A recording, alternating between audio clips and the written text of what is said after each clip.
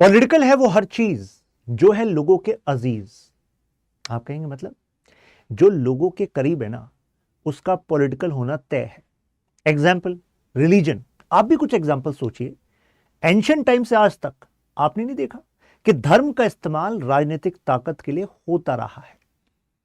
और कुछ सोचिए, पेंटिंग्स, मूवीज, आर्किटेक्चर, हर जगह आप देखेंगे कहीं ना कहीं जो रूल कर रहे हैं वो चाहेंगे कि इसका इस्तेमाल पावर गेन करने के लिए किया जाए, क्योंकि ultimately power comes from ruling people, right. आप मोनार्क भी हैं, आप राजा भी हैं, तो भी आपको लोगों को ही रूल करना है। तो वहां पर भी यूरोप में क्या कहा गया, डिवाइन राइट्स थियरी।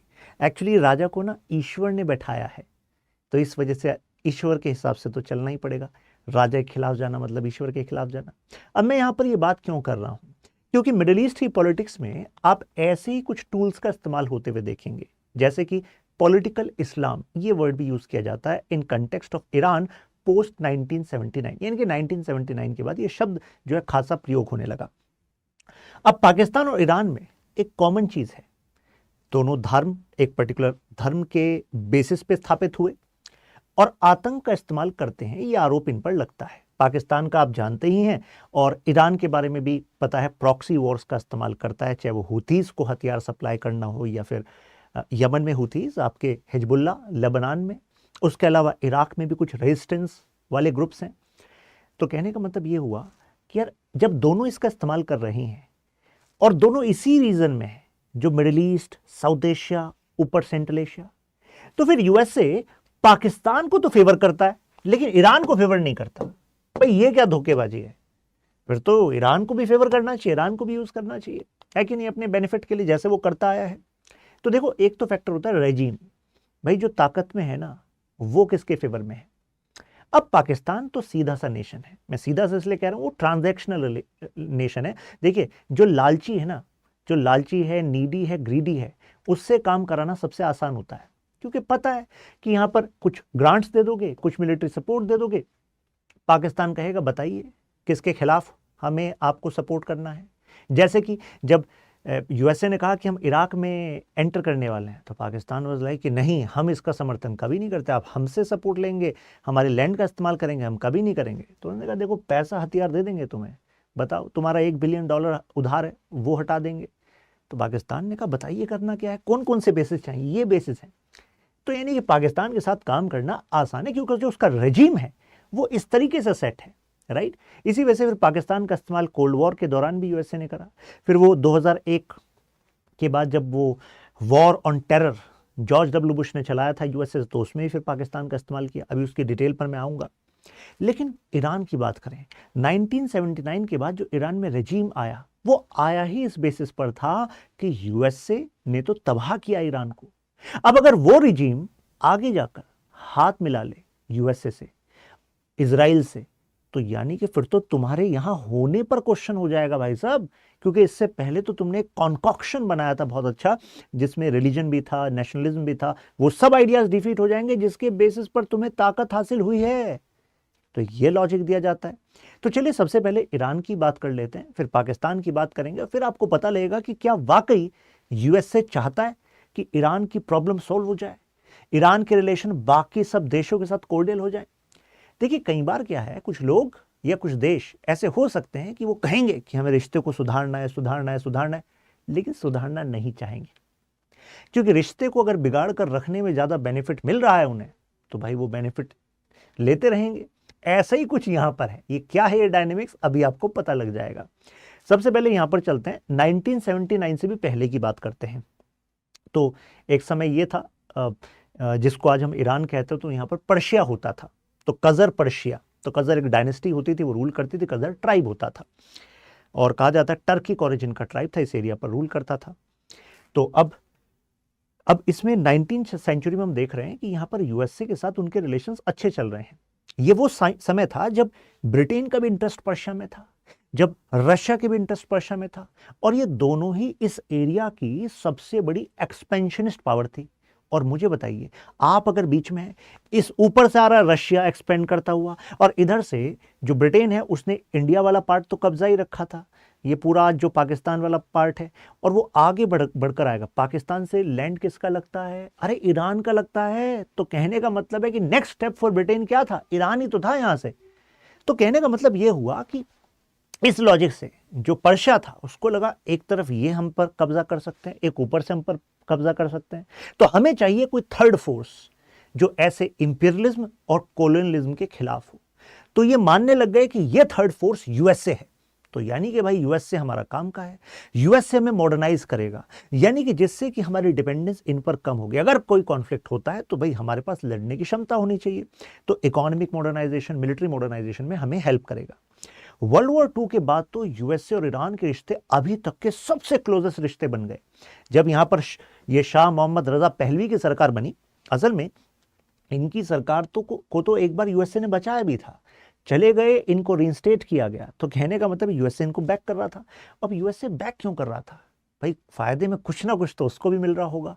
उसको मिल रहा था यहाँ का ऑयल, राइट। और 1945, जैसे ही 1939 से 45 तक ये वर्ल्ड वॉर II चला। अब इसके बाद याद करिए कोल्ड वॉर वाला टाइम आ गया था, यानी एक तरफ यूएसए और दूसरी तरफ यूएसएसआर। और वर्ल्ड वॉर II का एंड कैसे हुआ था? अरे हिरोशिमा और नागासाकी, न्यूक्लियर अटैक। और इस समय यूएसए को अपनी इमेज को भी वाइट वॉश करना था और दुनिया से ये कहना था नहीं नहीं आप लोग न्यूक्लियर वेपन के चक्कर में मत पड़ना भाई, ये तो बहुत डिवास्टेशन कर देता, अब हमने बना लिया, हम क्या करें। तो अब दुनिया को ये दो पार्ट में डिवाइड कर रहे थे, न्यूक्लियर वेपन स्टेट और non nuclear weapon state. Non nuclear weapon यानी कि आपके पास न्यूक्लियर वेपन नहीं रहेंगे, आप क्या करो, आप एटम्स फॉर पीस लो, यानी कि हम आपको ना टेक्नोलॉजी देंगे न्यूक्लियर एनरिचमेंट की, बिजली बनाना, आप वेपन्स के चक्कर में मत पड़ो। और आज जो ईरान का मेन मसला है वो तो न्यूक्लियर वेपन का ही है, न्यूक्लियर एनरिचमेंट का भी है। सरप्राइजिंग बात यह है कि यूएसए ने ही वो पहला न्यूक्लियर रिएक्टर सप्लाई किया था ईरान को, पहला जो फ्यूल आया था ईरान में वो भी यूएसए ने किया था। तो आप कहेंगे ये तो ऐसा लग रहा है कि अच्छा, तो यूएसए सोच रहा होगा बेटा हमने तुम्हें फर्स्ट न्यूक्लियर रिएक्टर दिया था, हमने न्यूक्लियर फ्यूल दिया था, और आज तुम न्यूक्लियर फ्यूल को एनरिच करके अपनी न्यूक्लियर टेक्नोलॉजी को और बढ़ाकर तुम वेपन बनाना चाह रहे हो, और वेपन बनाकर तुम एग्जिस्टेंस पर खतरा डालना चाह रहे हो हमारे जो एलाइज हैं मिडिल ईस्ट में। तो यहाँ पर कॉम्बिनेशन ऐसा बन रहा है। एक्चुअली सब कुछ ठीक चल रहा था, क्योंकि बीच में तो ये भी कहा जाता है कि 1960s वाला फेज था, यूएसए को पता था कि ईरान कोशिश कर रहा है वेपन ग्रेड के एनरिचमेंट की, लेकिन कोई प्रॉब्लम नहीं थी, शाह रजा पहलवी वहां पर थे तो अपने हिसाब से वो चला सकता था। लेकिन गड़बड़ तब हो गई जब 1979 का ये इस्लामिक रिवॉल्यूशन आ गया। इससे पहले 1953 में CIA ने एक कू भी कराया था। एक्चुअली जो इनके PM थे, जनता ने चुना था, मोहम्मद मोसादे। अब इन्होंने कहा कि ये ब्रिटेन, यूएसए, ये जो यूरोपियन नेशन है, इनके जो कंसोर्टियम है यानी कि कंपनियों का ग्रुप है, ये ईरान के ऑयल को एक्सट्रैक्ट किया जा रहा है और अपने बताए दामों पर। एक तरीके से गरीब रह रही है ईरान की जनता और तुम ईरान के एसेट्स को पैसा बना रहे हो तुम लोग, ये नहीं चलेगा। हम ईरान के एसेट्स को नेशनलाइज करेंगे, इन कंपनियों से कहेंगे तुम्हारे पास टेक्नोलॉजी है ना, तो तुम्हें हम कॉन्ट्रैक्ट पे रखेंगे, मालिक नहीं बनाएंगे हमारे रिसोर्सेज का। अब भाई जहां पर बिलियंस ऑफ डॉलर्स बैठे हों एक तरफ स्टेक पर कि वो चले जाएंगे, वो प्रॉफिट चले जाएगा, तो ये कंपनियां क्या करेंगी? आपको क्या लगता है ये देश, ये जो देश है, ये दुनिया है, जो लिखा हुआ है कानून में वैसे ही चल रही है? नहीं नहीं नहीं, ये ऐसा इन्फ्लुएंस काम करता है। तो कहा जाता है इस कंसोर्टियम ने प्लस इन देशों ने सोचा कि यार नुकसान तो बहुत होगा, कंपनियों का प्रॉफिट जाएगा, हमारा टैक्स कम होगा, तो ऐसा करते हैं CIA को जिम्मा देते हैं। और CIA तो इन कामों में माहिर है। CIA ने वहीं के जनता को भड़काया, क्योंकि इंफॉर्मेशन वॉरफेयर, राइट, कुछ ग्रुप्स बनाओ, उनको पैसा हथियार दो। हर देश में ऐसे लोग मिल जाते हैं जिनको पैसा हथियार देकर आप उन्हीं के देश में आग लगवा सकते हो। यही काम यहाँ पर हुआ। तो बाद में खैर ये बात पता भी लगी, CIA ने मतलब एक जब मतलब न्यूज़ आ गई थी, उनको कहते हैं कि डिक्लासिफाई हो गए थे डॉक्यूमेंट, तो कहा गया कि ऑपरेशन एजेक्स था CIA का। खैर तो एक डीप एनिमोसिटी फिर जो है ईरानियन पॉलिटिकल क्लास में आ गई थी कि मतलब हमारे देश की कमान हमारे पास नहीं है, ये बाहरी ताकतें हमारे देश की राजनीति को प्रभावित कर रही हैं। तो यानी कि जो यूएसए जिसको हम थर्ड फोर्स समझ रहे थे, थर्ड फोर्स नहीं है भाई साहब, ये खुद सेमी कॉलोनियल है, यानी कि पूरी तरह टेरिटरी को नहीं कंट्रोल करेंगे, लेकिन भाई साहब ये तो हमारी इकोनॉमी को कंट्रोल करना चाह रहे हैं। 1979 में ये जो ईरानियन रिवॉल्यूशन आया था, इसके पीछे एक बड़ा रीजन यही था। जैसे जो रउला अयतुल्ला खमैनी थे, तो इनका मेन पॉइंट यही था कि जो यूएसए और ये अदर वेस्टर्न यूरोपियन नेशंस हैं, they are actually tempering the very basics of Iran. अब मैं एक और एग्जांपल आपको देता हूं। एक यूएस के विचारक हुए सैमुअल P. हंटिंगटन, उन्होंने एक बात कही थी कि clash of civilisation is a reality which will come. मतलब वो कह रहे हैं कि दुनिया में जो लड़ाई है ना, ये केवल कैपिटलिज्म कम्युनिज्म की नहीं होगी, भाई साहब सिविलाइजेशन की होगी। और इस्लामिक सिविलाइजेशन और वेस्टर्न सिविलाइजेशन अलग है। और वेस्टर्न सिविलाइजेशन को अगर दुनिया को अपने अंडर रखना है, हेजेमनी रखनी है, वर्चस्व रखना है, तो वर्चस्व केवल पैसे और हथियार से नहीं आएगा। वर्चस्व तब आएगा जब ये मानेंगे कि हाँ, जो वेस्टर्न यूरोपियन नेशन है भाई ये बेस्ट है, इनके जैसा पॉलिटिकल मॉडल होना चाहिए हमारा, इनके जैसा इकोनॉमिक मॉडल होना चाहिए, इनके जैसे ही हम कपड़े पहने, इनके जैसे ही हम खान पान रहन सहन बोलचाल ये सब करें, तो उससे बढ़ता है आप, उससे बनती है आपकी हेजेमनी। लेकिन इस बात के काउंटर में रहते हैं लीडर्स लाइक अयतुल्ला खमैनी, जैसे वहां पर वो थे अयतुल्ला खमैनी, उसके विरोध में थे। अब यहां पर 3 मेजर पॉइंट हो गए जिसकी वजह से इस्लामिक रिवॉल्यूशन आया। पहला तो जो शाह रजा पहलवी की सरकार थी वो डिक्टेटरशिप में काम कर रही थी, मतलब डिक्टेटर, ऑथोरिटेरियन रूल, अपोजिशन वालों को गायब करा रहे हैं जो भी उनके अपोज में है, करप्शन, मैसिव करप्शन, जनता गरीब, और शाह रजा पहलवी अमीर, और यूएसए का दखल, ये 3 बड़े कारण थे। उसके बाद जब ये अल्टरनेटिव आया अयतुल्ला खमैनी का, तो उन्होंने कहा देखो हमें चाहिए विलायत फ़क़ीह। आप कहेंगे ये क्या है? इन्होंने कहा कि हमें चाहिए पॉलिटिकल इस्लाम। धर्म के हिसाब से अगर हमारा राष्ट्र चलेगा तो उससे बेस्ट क्या हो सकता है? तो माना गया बात तो सही है, लेकिन धर्म के हिसाब से प्रशासन को चलाने के लिए, एडमिनिस्ट्रेशन को चलाने के लिए गाइड कौन करेगा? तो फिर ये पोजीशन बनी guardian of jurist, guardian of the jurist. Actually आपको बता दूं, जो अयतुल्ला वर्ड है ना, अयतुल्ला, तो अयतुल्ला इज अ पोजीशन। ये पोजीशन एक्चुअली विलायत फ़क़ीह को ही रिप्रेजेंट करती है। ऐसे में देयर आर मल्टीपल अयतुल्ला, लेकिन उसमें से केवल एक ही बनता है सुप्रीम। सिलेक्शन प्रोसेस होता है, उसके लिए कमिटी होती है। तो ये कौन होता है? जिसको एडमिनिस्ट्रेशन की भी जानकारी है, जिसको पॉलिटिक्स की भी जानकारी है, जिसको फॉरेन पॉलिसी की भी जानकारी है, जिसको अपने सिक्योरिटी इंटरेस्ट की भी जानकारी है, और सबसे ज्यादा इंपॉर्टेंट जो शिया मुस्लिम एथिक्स हैं उनकी जानकारी है, उनकी रूल्स की जानकारी है। तो इस तरीके से चलता है आपका ईरान, राइट। और अब बताइए, जब ये इन्होंने अल्टरनेटिव मॉडल पेश किया और जनता जो है इनके तरफ सपोर्ट में हो गई, क्योंकि ये तो देश से बाहर जाना पड़ा था इनको रजा पहलवी के दौरान। जब रिवॉल्यूशन हुआ तो देश में मतलब उबाल था कि अयतुल्ला खमैनी को वापस बुलाना है, फिर वो आए, और उसके बाद ऐसा इनका पॉलिटिकल क्लाउड था कि जो अपोजिशन के कुछ लोग थे ना, उन्होंने सोचा भाई इनके खिलाफ कैसे जाएं, तो इन्हीं आइडियाज को फिर एक्सेप्ट कर लिया गया एज बेस, राइट। लेकिन इस दौरान एक बहुत बड़ी गड़बड़ हो गई। गड़बड़ ये थे यूएस होस्टेज क्राइसिस। एक्चुअली जो ईरान के जो स्टूडेंट्स थे जो भड़के हुए थे यूएसए के खिलाफ, तो ऐसे में वो एंटर करते हैं यूएसए के एम्बेसी में, और एम्बेसी में जाकर वहां पर जो 52 अमेरिकन डिप्लोमेट्स थे उनको होस्टेज बना लेते हैं। और ये 444 दिन तक चला। सोचो, 1 साल से ज्यादा तक वो अमेरिकी होस्टेज में रहे, होस्टेज सिचुएशन में रहे। लेकिन बात यह डिप्लोमेट्स को बनाया गया, यानी कि इंटरनेशनल रूल्स का क्या होगा, वियना कन्वेंशन का क्या होगा? अगर वो स्टूडेंट्स गवर्नमेंट के हिसाब से नहीं चल रहे थे, वो स्टूडेंट ने अपने हिसाब से किया, तो आपको लगता है 444 दिन तो फिर भी बहुत ज्यादा थे। यानी कि जो अब नई हुकूमत बनी थी ईरान की, अगर वो चाहती तो दखल देकर उनको छुड़वा सकती थी, उनको अपने देश भेज सकती थी, और अंतर्राष्ट्रीय लेवल पर कहा जाता ना कि भाई दूत को कोई कुछ नहीं कहेगा, जो लोकल लॉज हैं उनसे भी डिप्लोमेट्स को प्रोटेक्शन मिलेगी। तो यूएसए ने इस वाली सिचुएशन को ऐसा बनाया कि भाई साहब, यानी कि जो ईरान है ना, ये डेविल है, क्योंकि ये इंटरनेशनल रूल्स को भी नहीं मानता, ये खतरा है, ये वल्नरेबिलिटी क्रिएट कर रहा है। अब जवाब दिया यूएसए ने करीब $12 बिलियन के ईरान के एसेट्स थे उनको फ्रीज कर दिया। अब आप कहेंगे इनके एसेट्स वहां क्या कर रहे हैं? एक्चुअली इन्होंने अपना एक कानून लाया कि भाई हम अगर इंटरनेशनल इमरजेंसी इकोनॉमिक सिचुएशन ऐसी हो जाए कि कोई राष्ट्र या कोई ऐसे एक्टर्स हैं जो हमको या इंटरनेशनल इकोनॉमिक ऑर्डर को डिस्टर्ब कर सकते हैं, तो उनके खिलाफ हम सैंक्शन लगा सकते हैं। अब आपको बता दूं, जो रजा पहलवी की सरकार थी वो भारी मात्रा में ऑयल सप्लाई कर रही थी यूएसए को। जब आप ऑयल सप्लाई करते हैं तो बदले में आपको पैसा मिलेगा। तो ऐसे में $12 बिलियन के आसपास के तो एसेट्स ऐसे थे जो पहलवी की सरकार ने इन्वेस्ट किए हुए थे यूएसए में ही, वहीं के बैंक्स में वहीं के एसेट्स बना रखे हैं। तो बस फिर क्या था, मतलब वहीं फर्दर एसेट्स ले रखे हैं, बैंक में पैसा रखा हुआ है, तो उन सबको कर दिया सीज। तो इससे ईरान की इकोनॉमी को नुकसान हुआ कि नहीं हुआ? अब ईरान फ्रेंड से एनिमी की तरफ बढ़ रहा था, लेकिन इस बीच इजराइल के साथ रिलेशन कैसे थे? तो आपको बता दूं, एक टाइम पर ईरान और इजराइल वर क्लोज अलाय। ऐसा क्यों कह रहा हूं? क्योंकि इजराइल को रिकॉग्नाइज करने वाला दूसरा देश इस रीजन का वो ईरान ही था। पहला टर्की था, दूसरा ईरान था। तो यानी कि Iran Israel were friends, yes. और इजराइल की तो ये पेरिफेरल डॉक्ट्रिन है, उसमें भी बिल्कुल सही बैठता था।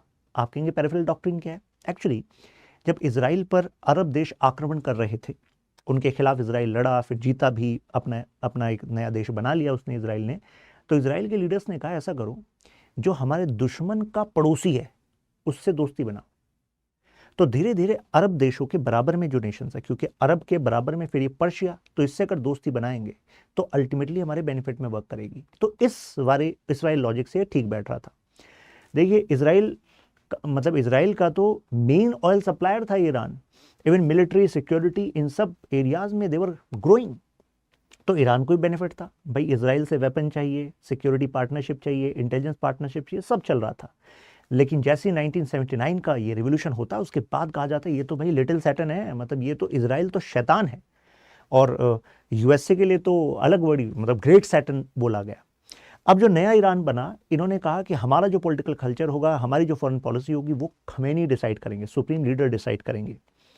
तो अब सऊदी के फॉर्मूला का इस्तेमाल किया जाने लगा। यूएसए का ऐसा कहना है कि भाई ये सऊदी के फॉर्मूला का इस्तेमाल करें। कारण, क्योंकि सऊदी को पता था कि यार देखो हमारे पास ठीक है ऑयल है, ठीक है, एक स्पेसिफिक लोकेशन है जहाँ से एक्सपोर्ट होना है, यूरोप में, यूएसए में, साउथ एशिया में एडवांटेज है। लेकिन फिर भी केवल इकोनॉमिक एडवांटेज, केवल आपका जो एसेट्स हैं उससे नहीं होती। इकोनॉमिक एडवांटेज इस बात से भी होती है कि बाकी देश की इकोनॉमीज में आपको और क्या एक्सेस मिलेगा, जो इंटरनेशनल पॉलिटिकल फ्रंट्स हैं उस पर कौन कौन देश आपके साथ रहेंगे। तो ऐसे में क्यों ना मुस्लिम धर्म जो मतलब का जो बेस है वो भाई सऊदी अरब है, मक्का मदीना वहां पर है, क्यों ना इस चीज को भी लेवरेज किया जाए। लेकिन यहां पर एक प्रॉब्लम थी। प्रॉब्लम ये थी कि इस्लाम के भी there are variations, there are different sects, यानी कि there are different school of thoughts within Islam as well. तो ऐसे में एक सॉलिडिफाई अगर आपको बेस करना है, तो आपको नहीं लगता कि कुछ सेंस ऑफ होमोजेनिटी डालनी पड़ेगी। यानी कि अगर एक जैसी इस्लामिक आइडियोलॉजी वाले देश ज्यादातर बन जाएंगे, तो ऐसे में सऊदी का होल्ड उन सभी देशों में उनकी जनता पर होगा कि नहीं होगा? बिल्कुल होगा। तो ऐसे में कहा जाता है सऊदी ने एक्सपोर्ट किया वहाबिज्म। वहाबिज्म साउथ एशिया में भी आया, इवन जो मालदीव्स कुछ टाइम पहले न्यूज में था, तो मालदीव्स में जो इस्लामिक ट्रांसफॉर्मेशन हुआ उसमें सऊदी का बहुत बड़ा पैसा, क्लरिक्स का सपोर्ट, ये सब लगा हुआ है। इसी वजह से मालदीव्स का रिलेशन आप क्लोज देखते हैं सऊदी के साथ। मालदीव्स ने 2 ही देशों को एक्सेप्शन देकर अपना लैंड दिया, आइलैंड दिया, एक सऊदी और एक चाइना है। तो वहां पर ये वहाबिज्म का बड़ा स्ट्रॉन्ग एंगल कहा जाता है।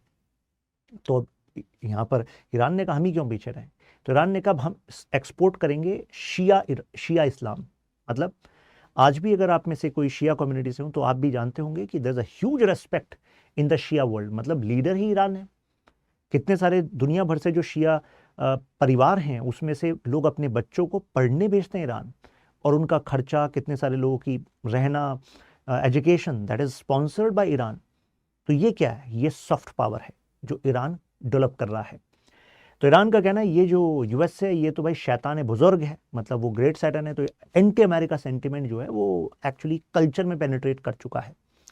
तो करंट जियोपॉलिटिकल टेंशन क्या है? दो टेंशन है। पहला तो ईरान का न्यूक्लियर प्रोग्राम, क्योंकि भाई ईरान न्यूक्लियर वेपन बना लेगा तो सीधा सीधा इजराइल के एग्जिस्टेंस पे खतरा है, क्योंकि उसकी फॉरेन पॉलिसी कहती है भाई इजराइल को तो हटाना पड़ेगा, वहां पर जो जेरूसलेम एरिया है उसको ईरान आज़ाद कराएगा पूरी दुनिया के मुस्लिम्स के लिए, क्योंकि अल अक्स मॉस्क वहीं है, अल अक्सा मॉस्क, क्योंकि वो थर्ड मोस्ट इंपॉर्टेंट, मोस्ट पायस, मतलब सबसे पवित्र जगह है मक्का एंड मदीना के बाद मुस्लिम धर्म के लिए। और दूसरा है प्रॉक्सी वॉर्स। प्रॉक्सी ग्रुप्स का मतलब है यहाँ पर उन्होंने एक्सेस ऑफ रेजिस्टेंस बिल्ड कर लिया, हमास, हिजबुल्लाह होती। तो एक तरीके से यूएस से कह रहा है ये मिडिल ईस्ट रीजन एक टाइम वो था जिस पर हमारा इन्फ्लुएंस रहता था, लेकिन आज ये ग्रुप्स बना दिए, ईरान ने हथियार सप्लाई कर दिया, तो सीधा चैलेंज आ रहा है यूएस की हेजेमनी को। क्योंकि वर्चस्व तब बनता है जब आप कहते हो आप सुरक्षित रहोगे और आप सुरक्षित रखें दूसरों को, लेकिन यहाँ तो रखे नहीं पा रहे ना आप, राइट।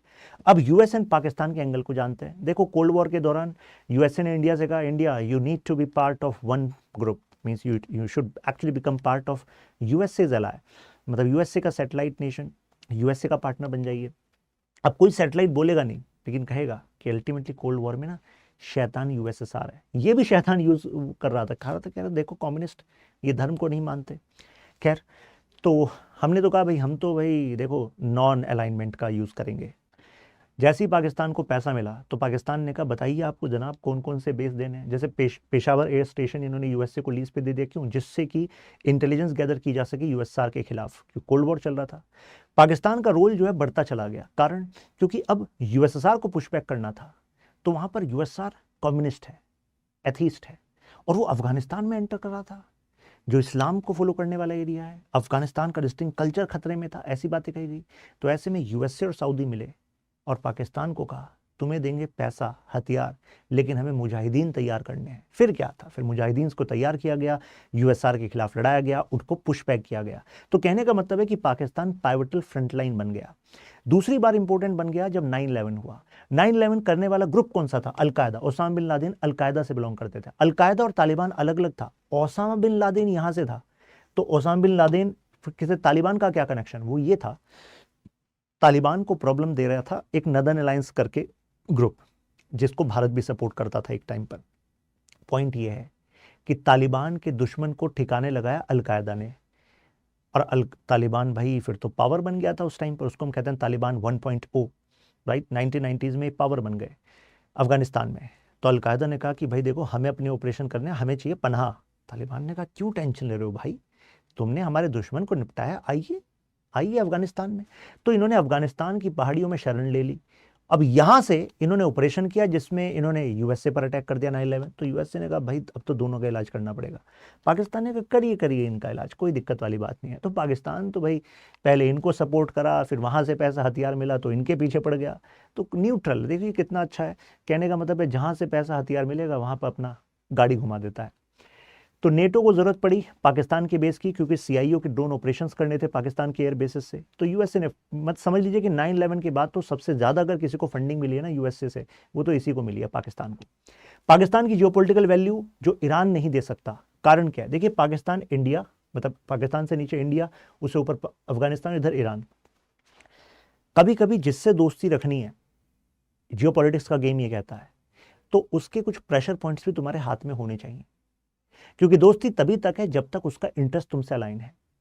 तो यानी कि अगर इंडिया के साथ रिलेशन को बैलेंस करके रखना है यूएसए को, तो ये भी तो चाहिए यूएसए को कि इंडिया जब थोड़ा रशिया की तरफ टिल्ट होने लगे तो पाकिस्तान को जरा हथियार दे दो, पाकिस्तान को सपोर्ट कर दो।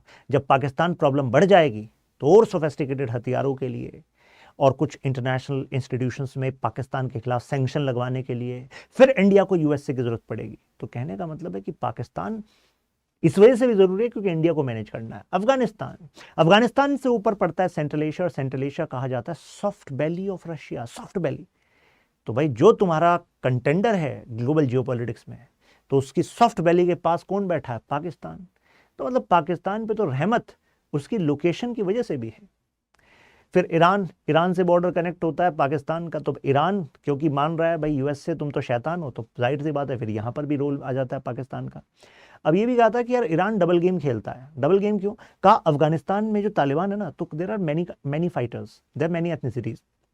तो अफगानिस्तान में जो शिया कम्युनिटी के ग्रुप्स हैं उनको प्रोटेक्ट करना ईरान अपनी जिम्मेदारी मानता है, क्योंकि भाई दुनिया भर के शिया पॉपुलेशन का लीडर कौन? ईरान।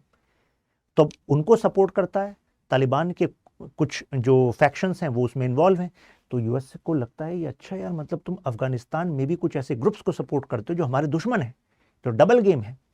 पाकिस्तान कहता है कि हाँ डबल गेम है, बट देखो पाकिस्तान से बड़ा डबल गेम कौन खेलता है भाई? सऊदी का कनेक्शन क्या है इसमें? क्योंकि देखो मतलब क्यों यूएसए पाकिस्तान को फेवर करता है, इसमें सऊदी का कनेक्शन भी है। क्योंकि पाकिस्तान सऊदी का ट्रेडिशनल एलाय रहा है, एक्चुअली सऊदी पर डिपेंडेंट रहा है। जो पैसा इनको मिला था ना मुजाहिदीन के लिए, वो किसके थ्रू फनल होता था? सऊदी के थ्रू ही फनल होता था। तो कहने का मतलब है ऑयल, इकोनॉमी और क्या कहते हैं लोकेशन, इन सबसे सऊदी के करीब है। तो यूएस और सऊदी दोनों का दुश्मन है ईरान, क्योंकि ईरान शिया है, सऊदी सुन्नी है। तो पाकिस्तान कह रहा है कि भाईजान जब आपका भी दुश्मन ईरान है, आपका भी दुश्मन ईरान है, और आप दोनों मुझे पैसा देते हो, हथियार देते हो, तो फिर तो हम ट्रायंगल हुए ना, राइट। तो ये इस वजह से पाकिस्तान क्रूशल हो जाता है। अब दूसरी बात है, यूएस जो है ना वो कॉन्फ्लिक्ट पे थ्राइव करता है। यूएस को चाहिए कॉन्फ्लिक्ट, क्योंकि इससे पावर प्रोजेक्शन का मौका आपको मिलता है, प्लस आप वेपन्स की सेल कर सकते हो। जैसे यूएसए के लिए सऊदी को ऊपर रखना जरूरी है, कारण क्योंकि अगर ईरान प्रोजेक्ट करने लग गया अपनी पावर ओवर सऊदी, तो कहने का मतलब यह है कि वहां पर वो डोमिनेट करेगा जो तुम्हारे हिसाब से नहीं चलेगा। तो सऊदी को मानता है कि यार सऊदी में अपने बेसिस, सऊदी की सिक्योरिटी गारंटी हमारी, तो अल्टीमेटली एक तरीके से हमारा इन्फ्लुएंस है यहाँ पर मिडिल ईस्ट में। और एक एंगल बताता हूं आपको, जेसीपीओए याद है आपको? यानी कि जो इन्होंने न्यूक्लियर एग्रीमेंट किया था ईरान के साथ, इट वाज डोनाल्ड ट्रंप जिन्होंने कहा कि हम इसका पार्ट नहीं बनेंगे। तो ये भी कहा जाता है जानबूझकर ऐसा कहा। ऐसा क्यों? अगर JCPOA यानी कि वो न्यूक्लियर एग्रीमेंट जिसके थ्रू ईरान कह रहा था कि ठीक है भाई मैं न्यूक्लियर वेपन नहीं बनाऊंगा, आप आइए मेरी न्यूक्लियर साइट्स का फ्यूल स्टॉक का इंस्पेक्शन कर लीजिए, तब तो तसल्ली मिल जाएगी आपको, फिर तो मेरे सैंक्शन कम कर दोगे, फिर तो मेरी इकोनॉमी बेहतर चलने लगेगी। लेकिन उसी JCPOA से ट्रंप आते हैं और बाहर चले जाते हैं, कहते हैं मैं नहीं मानता, मुझे तो लगता है तुम गड़बड़ करते हो। तो भाई ये क्या चल रहा है? तो इसका मतलब ये भी हो सकता है कि यूएसए चाहता है कि इस रीजन के सभी देशों को एक सिक्योरिटी वैक्यूम लगे कि भाई यूएसए तो इस एग्रीमेंट से बाहर चला गया है, एक स्ट्रेटेजिक वल्नरेबिलिटी क्रिएट हो जाए। जब यहां पर वल्नरेबिलिटी क्रिएट हो जाएगी, जब इनको डर लगेगा कि भाई यूएसए तो बैकिंग करेगा नहीं, यूएसए तो पीछे चला गया है, अब ईरान कुछ भी कर सकता है, और जहां कुछ भी कर सकता है की बात आती है, तो फिर यूएसए कहता है हमारी कुछ आर्म्स हैं अच्छे खासे, अगर आप चाहो तो वो डील हमसे कर सकते हो, अगर आप हमसे इतने वेपन्स लोगे तो हम तो फिर आना ही पड़ेगा भाई आपकी सिक्योरिटी के लिए। और इसी एंगल से कनेक्ट कीजिए जो रीसेंट विजिट हुई थी, जो रीसेंट अपडेट है कि डोनाल्ड ट्रंप की विजिट होती है सऊदी में और वहां पर $600 बिलियन के American products, American defence equipments का एग्रीमेंट साइन होता है। तो कहने का मतलब है कि कॉन्फ्लिक्ट क्रिएट करो, हथियार बेचो। ऑयल एंड गोल्ड का प्राइस बढ़ गया है, आप सबने देखा जैसे ईरान इजराइल इन्फ्लेट हुआ है कॉन्फ्लिक्ट, तो यूएस डॉलर को मौका मिल जाता है। देखो इन सब में ट्रस्ट नहीं, गोल्ड में कहां ट्रस्ट करोगे? सबसे ज्यादा ट्रस्टवर्दी क्या है? यूएस की इकोनॉमी है। तो यूएस की इकोनॉमी यूएस डॉलर में का इन्फ्लुएंस बढ़ने लगता है। और प्लस आपको जिन ट्रेड रूट्स की जरूरत है उन ट्रेड रूट्स पर सबसे स्ट्रांग जो है वो यूएस नेवल प्रेजेंस है, तो यहां पर भी यूएस अपनी पावर को प्रोजेक्ट कर सकता है। प्लस ईरान का रिलेशन अगर खराब रहा तो यूएसए का बेनिफिट ही है ना, मॉडरेशन से क्या फायदा है? क्यों? अगर ईरान के साथ रिलेशन खराब रहेगा तो इन बाकी सभी देशों को यूएसए की और ज्यादा जरूरत पड़ती रहेगी। ईरान को आप आइसोलेट करेंगे क्योंकि ईरान आपके हिसाब से चल नहीं रहा, तो अल्टीमेटली ईरान यूएसए की हेजेमनी को चैलेंज नहीं कर पाएगा, और इसके लिए पाकिस्तान की लोकेशन की वो इस्तेमाल करते हैं। इंडिया को लेकर भी वो मैनेज करना चाहता है। इंडिया ने कहा भाई हम तो स्ट्रेटेजिक ऑटोनॉमी का इस्तेमाल करेंगे, लेकिन उनका अभी यूएसए का कहना नहीं। इंडिया जिसको तुम स्ट्रेटेजिक ऑटोनॉमी कह रहे हो ना, वो एक्चुअली पता है क्या है? ये बयान यूएस के फॉर्मर सेक्रेटरी ऑफ स्टेट का है। वो कह रहे हैं कि इंडिया जिसको स्ट्रेटेजिक ऑटोनॉमी कहता है वो एक्चुअली इंडिया का एक तरह का रिलेशनशिप है जिसमें वो किसी के साथ भी रिलेशनशिप रखता है किसी भी समय पर अपने हिसाब से, with no commitment to any relationship. तो इंडिया का कहना देखो ऐसी भाषा ना हमारे लिए यूज मत करो, क्योंकि आपके भी कमिटमेंट क्या है यूरोप के लिए हमें पता है, ठीक है ना?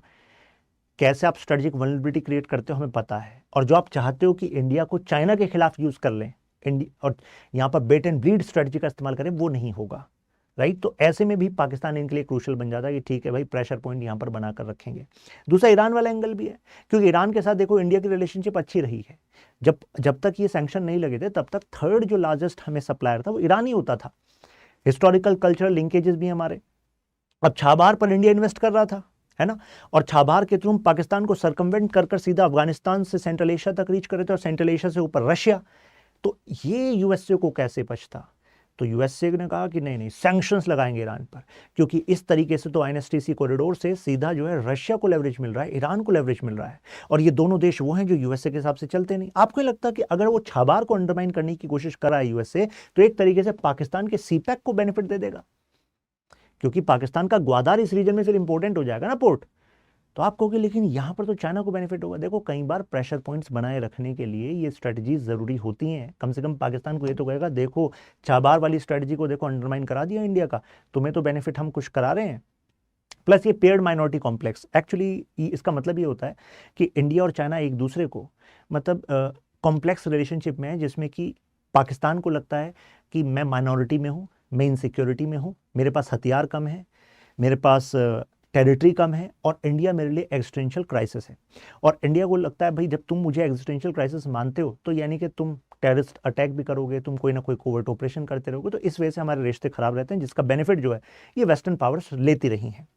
इकोनॉमिक लेवरेज देखिए, क्योंकि अब रिपीटेड बेल आउट पाकिस्तान को मिलते रहे हैं, तो पाकिस्तान एक क्लाइंट स्टेट बन गया है, और क्लाइंट को मैनेज करना बहुत आसान हो जाता है। लेकिन इस पूरी समीकरण में हमें एक चीज पता लगी है, ईरान ने अपने आप को डेवलप किया है as resistance economy. Resistance economy का मतलब कैसे अल्टरनेटिव अलायंसेस बनाए जाए, कैसे डोमेस्टिक प्रोडक्शन और सर्विसेज को मैनेज किया जाए, कैसे टेक्नोलॉजी पर काम किया जाए, ड्रोन टेक्नोलॉजी पर काम किया जाए, जिससे कि सैंक्शन होते हुए भी वो इकोनॉमी काम करती रहे। और दूसरा एग्जाम्पल फिर इसमें रशिया हो गया। इसी वजह से ईरान, रशिया, नॉर्थ कोरिया ये अपने आप में एक ऐसा एक्सेस बनता जा रहा है, इंक्लूडिंग चाइना, जो अल्टरनेटिव ग्लोबल ऑर्डर ला सकता है, जिसमें कि जो प्रिंसिपल्स है ना दुनिया के, जिसको सही माना जाता है कि डेमोक्रेसी इज बेस्ट, या फिर इस तरह का कल्चर ही बेस्ट, उन सब पर एक क्वेश्चन उठ सकता है और न्यू वर्ल्ड ऑर्डर बन सकता है, जिससे कि वेस्ट को, यूएसए को खासकर डिक्लाइन मिलेगा। तो वो नहीं चाहते ऐसा हो। तो ये जो ईरान का किस्सा है, ये तो उस कड़ी में केवल एक स्टेप है, लार्जर कड़ी बहुत बड़ी है, राइट।